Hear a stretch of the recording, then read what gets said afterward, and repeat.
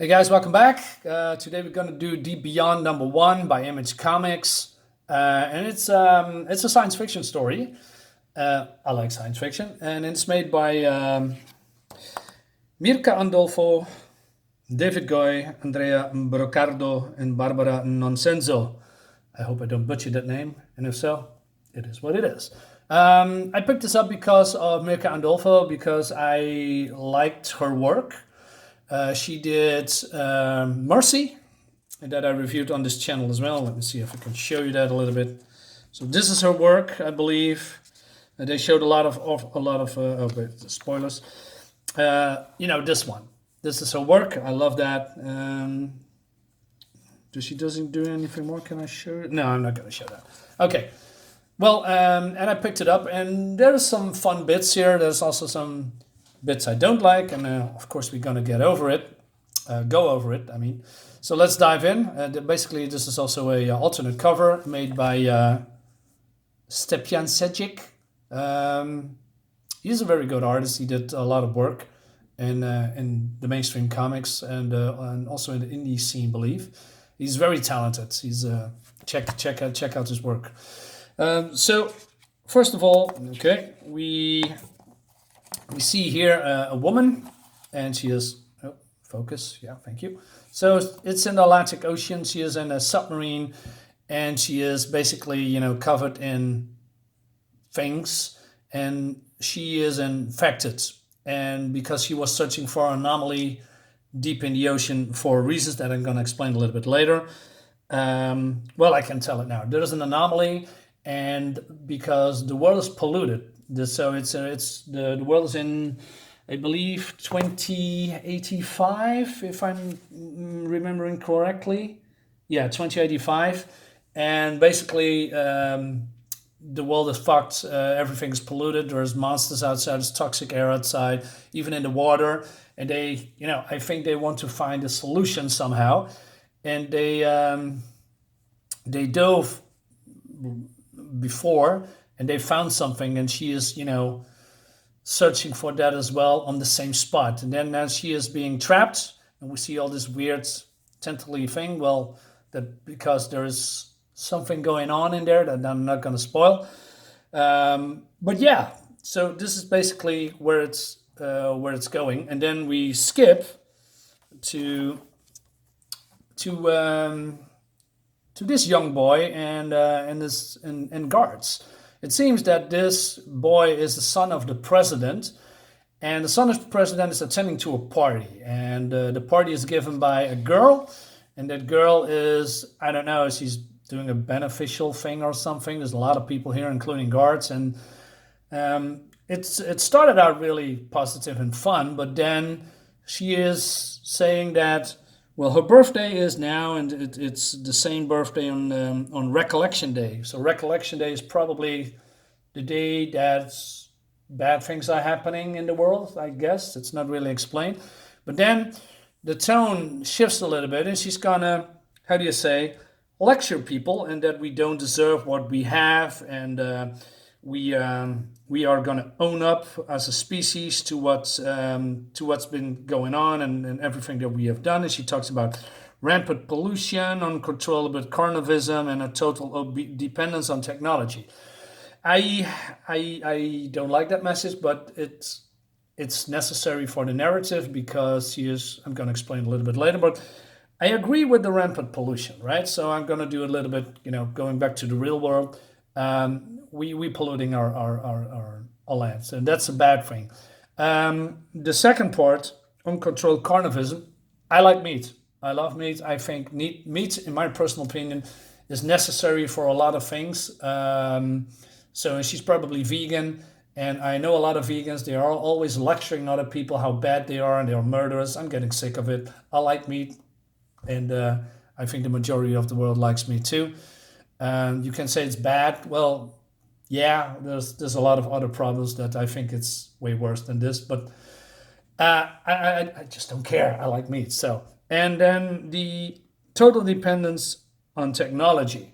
Well, that's a weird thing because our society is built on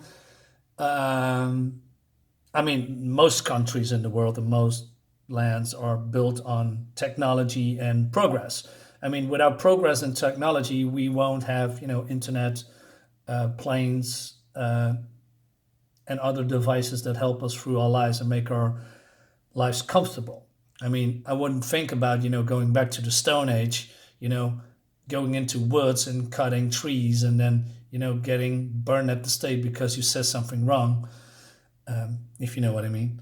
But hey, that's here nor there. I'm not sure why I said that and throw that out there.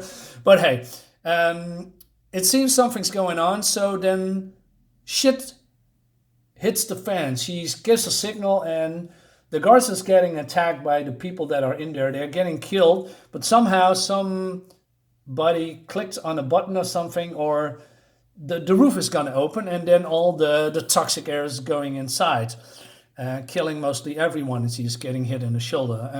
I'm not seeing her in this comic again, so I presume that she's still alive, or that the boy is safe. Not sure. And then a little bit later, scientists or whoever the rescue people are going in, and we see here the dead people. They cleaning up the bodies that is filled with, how do you say, things on their body. They're infected, and then hey, they said there's a weak barrier, and they have to notify what's going on. And then one of the guys said, "Well, we already did that." Because it tied up to the other mess. Other mess. I said, which mess? I said, nobody told you? You really? And it seems that this guy is basically important. His name is Paul Bailey, and he is. I'm going to show you. So later we see a flashback how the world was going to shit a little bit, and that they still have like 10,000 cows, milking. They giving people real meat for, keeping their children strong. The blood toxicity appears to be decreasing by generation and generations. And they are, we see scientists in laboratories, and they are researching and the ocean, the land, especially the oceans, because there are some things in there that we need to research for, I don't know, helping the world or something. I don't know. So Paul is, being called up by this woman. I believe she is a big shot, a CEO or president, or I don't know. It's not getting explained. But we see this image here, and also this. I mean, this woman is married to this girl, and this girl is the same girl that we see here in the beginning. We see here the tattoo. So they are married, and she realizes that she is missing, and Paul wants to do some kind of rescue mission. She says, no, we're not going to do that because I'm risking a lot of lives and a lot of time to rescue. We're not going to do that, and I'm heartbroken. I want her back as well. And it seems that Paul has a history with this girl, and basically he's getting yelled at, and then she said, get out and leave me with my grief. And then somebody talks to her, and he said, does he know anything about the anomaly? And she says, no, he's okay, he's just naive. And then she discovered this wedding picture that is broken here, and there's another person. I didn't see it at first, and she rips that off. So that's going to be probably important later. So skipping, here we go. So this is the part that I don't like. They made Paul a soy boy. He's a whiner. He's a coward. He's reminiscing, and he says, I'm a loser. Pam, though, she's the exact opposite. Such a great woman. Such a strong woman, I mean. So cool. This is why it ended so badly between us. If only, and then, Jesus Christ, he's been drinking. I mean, why do they make the man always so weak in comics nowadays? I mean, I don't like that somebody's not strong, or maybe is very confident, but don't make them all nervous and I mean, you see it in movies, right? There's also that guy that panics the whole time, screams the whole time, makes a mess. Everybody is putting in danger because of him. He's exactly like that, and he's kind of reminiscing about that what they had, and he says, oh, don't go, and I love you, etc. Don't do that. Don't do that. Don't show me that. I don't want to know. Then there's the fun part. He gets a gun behind this, and these are two individuals, and that's the thing that I like about this comic is they reflecting exactly what I'm thinking about this character, because this character says, hey, this bullet I got right here moves way faster than any hysterical scream you could eke out. And that made me laugh. And Paul says, I don't. And then the other one says, I. Hey, you hearing this, Jay? We got a real man of action on our hands. So basically, like I said, they're confirming that he's a weak man.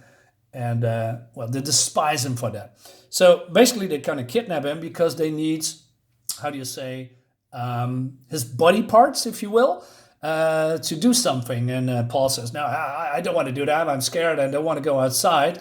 And she says, listen, you're going to go into that suit, the protective suit, and we go outside to the place where we need to go. Otherwise, I'm going to put a bullet in your head, or maybe I just cut out some parts that we really need. And then the other guy says, or person says, listen, violence doesn't help us. Let's show him who we are. And what's going to happen is that it shows or reveals that this girl is basically the twin sister of the girl that's, you know, in the submarine below the North Atlantic Ocean, Pamela. And she reveals to him that Pamela is alive, and that, you know, she's discovered something, and that basically saying from, you know, do us some kind of farewell message. But the sister said, well, I track her, we're gonna save her, and I need your help with that. And then I'm not gonna show you the ending, but I can show you this. So they're going outside, and I love the visuals, by the way. And this guy is presumably the partner. They are lovers. So they are getting in the car, or whatever it is, vehicle, and then a monster comes out and kills the straight white man, the partner. And that's basically the end of the book. And I must say, I like it and I don't like it. You know what I don't like. But overall, it's an interesting story. It has great art. I mean, Mirka Andolfo is a very good artist. She is she was very good with Mercy. I love that comic as well. I'm not a big fan of the writing. Like I said, it's a little bit too... Well, I'm saying that wrong. I cannot say if the writing is bad or good, because I don't know where it goes. I have the second issue that I'm going to review later. So this is the second issue. Also an alternate cover, I presume. Yeah, variant cover by Marco Cecchetto. I'm going to review that later. Overall, yeah, I'm just picking the next issues up as well, because I want to know where it goes. I have some concerns about the second issue, but I'm going to talk about that later.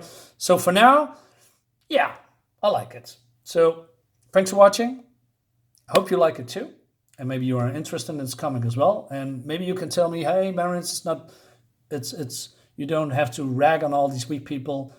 Or maybe you just hate people that, you know, being told in comics like this one, and you don't like that as well. Just tell me, throw it in the comics. Let me know what you think. Thanks for watching. Subscribe to my channel, like the video, share the video, hit the bell for notifications, and I'll see you next time.